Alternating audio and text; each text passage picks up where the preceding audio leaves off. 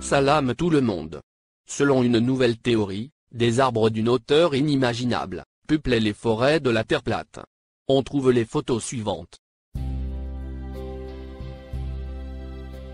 Les séquoias de Californie, entre 1880 et 1920. Ces arbres ont survécu par miracle, alors que la Terre avait subi une catastrophe en 1816.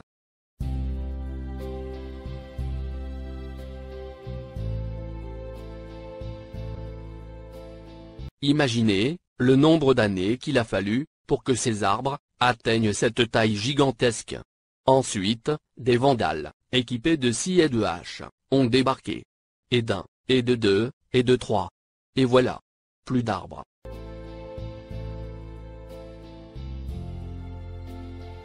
Le diamètre de la souche fait plusieurs fois la taille du bûcheron.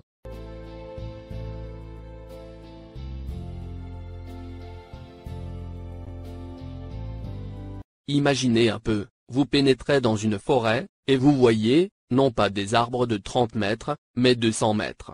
Voici les forêts, telles qu'on les trouve, dans les livres et les contes de fées.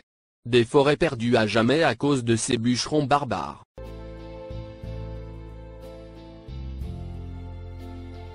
Voici des arbres fossilisés.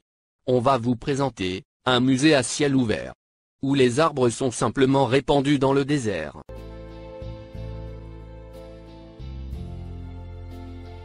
Aujourd'hui, tout le monde peut visiter cet endroit, qui porte le nom de Parc national de la forêt pétrifiée.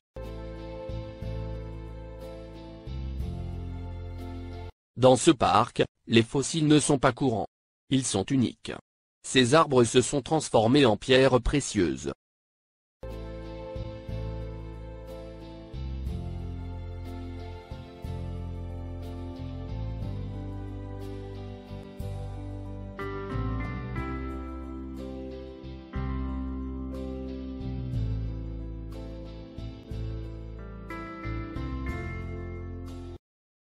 Oui.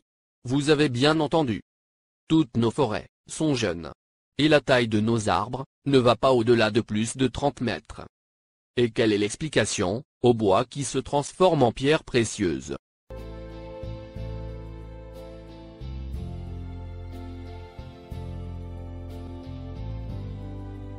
Comment un tas de bois peut-il se transformer en pierres semi-précieuses?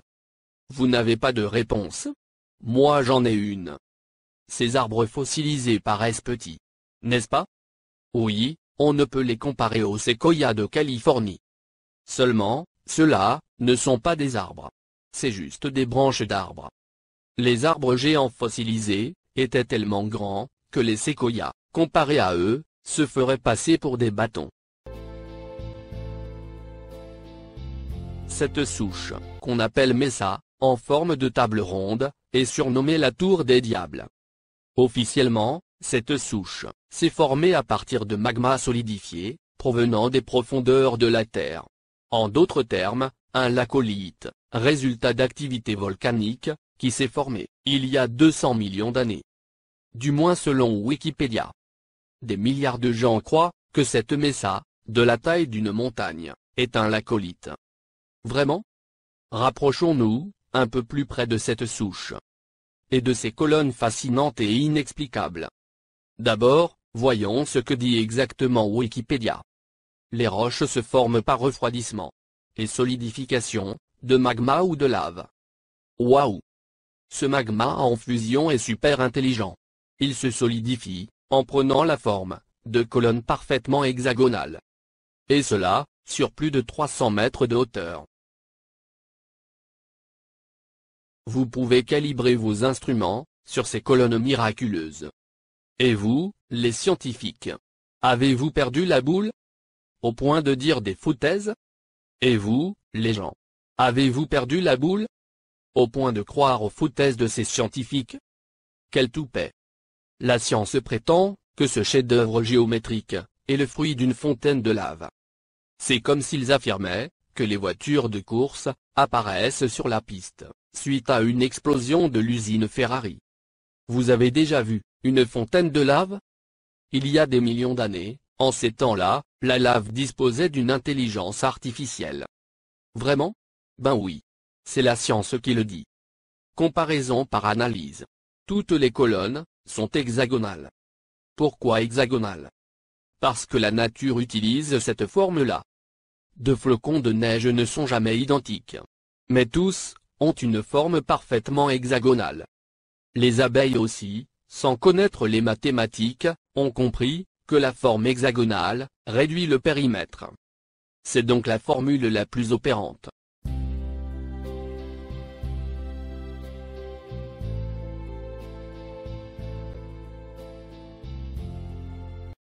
Voici une section transversale d'une tige de lin. Et vous, les biologistes, ne remarquez-vous rien? Non? On dirait un nid d'abeilles au milieu. Et les cellules sont hexagonales. Oh! Quelle coïncidence! Si on enlève la couche extérieure de ce lin, on obtient la même chose que notre souche.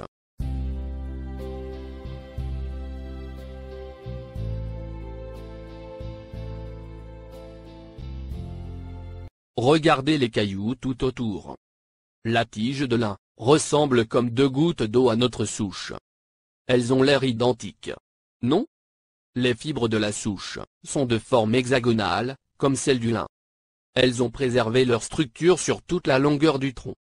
Soit, jusqu'à 380 mètres. Notez que les fibres de la souche sont encore mieux proportionnées que celles du schéma.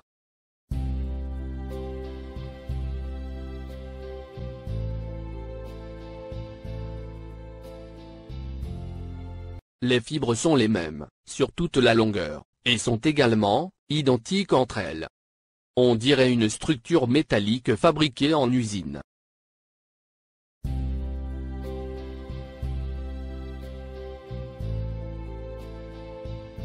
Les fibres ne sont pas attachées les unes aux autres. Elles sont libres, et tombent à cause de l'érosion.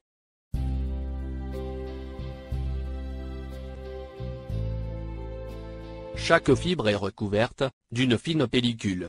Comme le poisson. Des tissus fibreux enveloppent les muscles des organes des poissons. Cette pellicule pétrifiée craque au contact du vent et de l'humidité. C'est la preuve que les fibres de la souche se composent d'au moins deux éléments.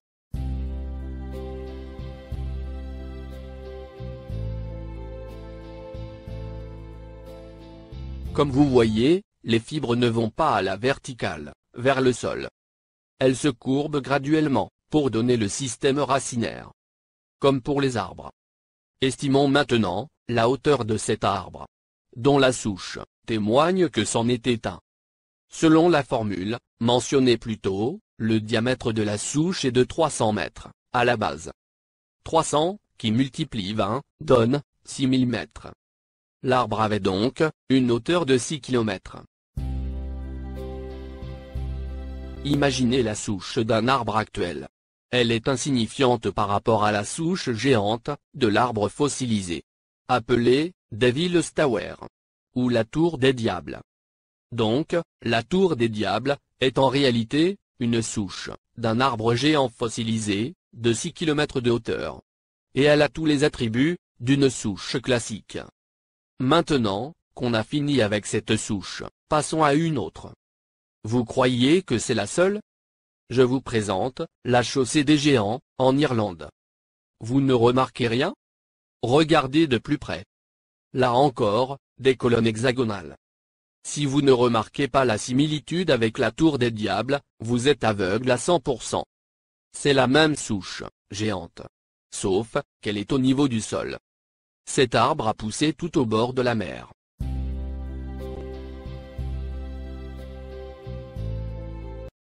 La chaussée des géants se compose de 40 000 colonnes. Sa géométrie est tellement parfaite que toutes les abeilles du monde en sont jalouses. Devinez quelle est l'explication officielle de la science concernant cette souche irlandaise. Voici ce que les scientifiques disent. La chaussée des géants est une zone de 40 000 colonnes de basalte, adossées les unes aux autres. C'est la conséquence d'une éruption volcanique passée. Une éruption volcanique? Waouh!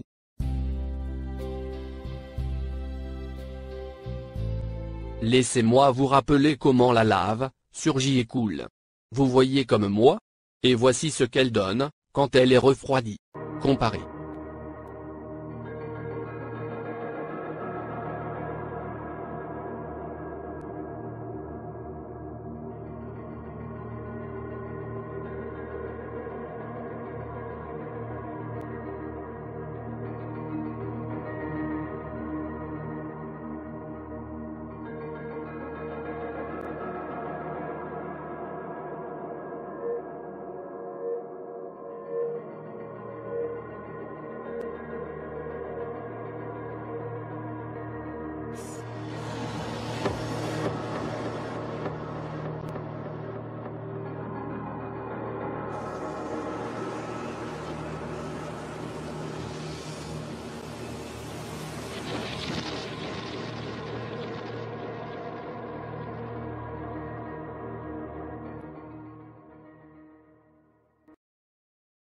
Comparons maintenant, la tour des diables, à la chaussée des géants. Disons plutôt, comparons cette souche fossilisée, à cette autre souche, fossilisée elle aussi. Vous croyez toujours à la fontaine de lave? Il y a plein d'exemples, partout sur Terre. La majorité des gens, sinon presque tout le monde, ne réalise pas qu'il s'agit de souches, d'arbres géants, fossilisés. La science officielle, s'est demandé, comment cacher ces arbres au public. Ce dernier pose trop de questions. La science a donc transformé les souches en silicone, en colonnes de basalte.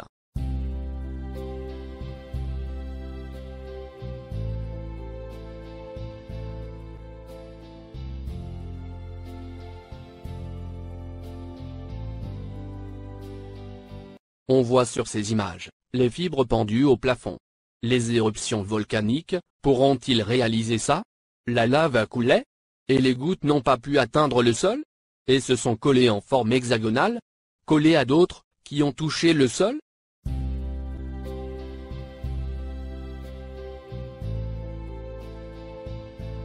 On a vu beaucoup de souches, mais celle-ci est spéciale. Regardez. Son sommet est plat. Ce qui veut dire qu'elle a été abattue. Oui. Vous avez bien entendu. Elle a été abattue. On se pose alors, les questions suivantes, qui l'a abattue? Avec quel outil? Et pourquoi? Pour le moment, il n'y a pas de réponse. En tout cas, une chose est sûre. La vérité ne viendra jamais, du côté de la communauté scientifique. Ils nous ont caché beaucoup de choses. Comme le sujet de la Terre plate, par exemple. C'est pourquoi, je vous invite, à faire vos propres recherches. Cette souche, n'est pas la seule sur Terre. Et il y a mieux encore. Elle est petite, par rapport à d'autres. Ces souches, sont présentes partout sur Terre. Il y en a par centaines.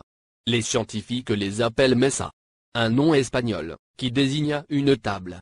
Appelée ainsi, à cause de leur sommet bien aplati.